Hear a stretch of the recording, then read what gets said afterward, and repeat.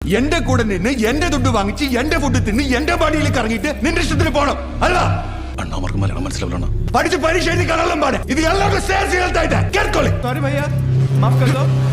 Side പിടിയാണ് അപ്പഴേ കൊള്ളവിടെ എലി തൂൾപിടി മാഫി ചായക്കണം വേറെ ആരും എന്റെ അമ്മക്ക് പ്രൊമിഷൻ അല്ലെങ്കിൽ എവിടെ മോനെ സൈസ് പിടി കൊണ്ടേക്ക് ഇവിടെ എല്ലാവരും മാറി അവൻ കൊള്ളട്ടെ മാറി മാറി എവിടെ മോനെ കുഴപ്പമില്ല നെക്സ്റ്റ് നീ കൊന്നു വേറെ വേറെ വേറെ ആരും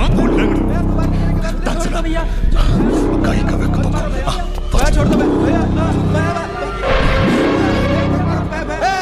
ഇല്ല വേണ്ട ചോറി തിരക്കുവാൻ ബാത്റൂം തകൊണ്ട് പോകും എന്താ ചെയ്യണേ ആ പോവാ വീട്ടിലാ ആ അപ്പൊ പഠിത്തോ വെട്ടാനും കുത്താനുള്ള വിദ്യാഭ്യാസം അല്ലേ തൽക്കാലം എന്തായാലും എനിക്ക് വേണ്ട ഞാൻ വീട്ടിൽ പോയി വല്ല പണിയെടുത്താലും ജീവിച്ചോളാം. എടാ ഞാൻ എന്റെ അമ്മയുടെ എന്താ പറയാ നീ ഒന്നും പറയണ്ട നീ വെട്ടുകൊണ്ട് ചത്ത കിടക്കത്തില്ലേ അപ്പൊ പോലീസുകാർ പറഞ്ഞോളൂ എടാ അങ്ങനെയൊന്നും ഉണ്ടാവൂലടാ ഉണ്ടാവൂലെന്ന് എടാ അയാൾ ആ കത്തി എന്റെ കയ്യിൽ തന്നപ്പോൾ ആ ഒരു മിനിറ്റ് ഉണ്ടല്ലോ നിനക്കൊന്നും പറഞ്ഞാൽ മനസ്സിലാവത്തില്ല എന്നിട്ട് അയാൾ പറഞ്ഞു കേട്ടില്ലേ എടാ മോനെ നീ നെക്സ്റ്റ് ഞാൻ നെക്സ്റ്റ് അല്ല എന്നിട്ട് നിനക്കൊന്നും പറ്റില്ലല്ലോ നോക്ക് എടാ ഇത് കണ്ടാ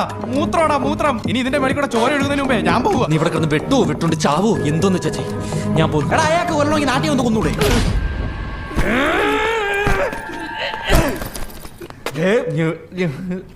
എടാ അവിടെ പോണ് വെള്ളം കുടിക്കാൻ എടാ എന്തറാ ശവ കിടക്കുന്നടാ എനിക്ക് പേടിയാടാ. നമുക്കൊരു കുഴപ്പമുണ്ടാവും കാരണം എന്താ പറയാ എടാ അയാൾക്ക് നമ്മളെ ആവശ്യമില്ല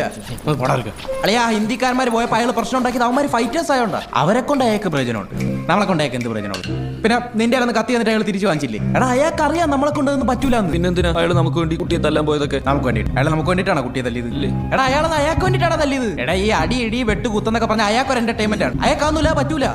എടാ നമ്മൾ പിടിച്ചു വലിച്ചോണ്ട് പോയാണ് കുട്ടിയെ തല്ലിച്ചത്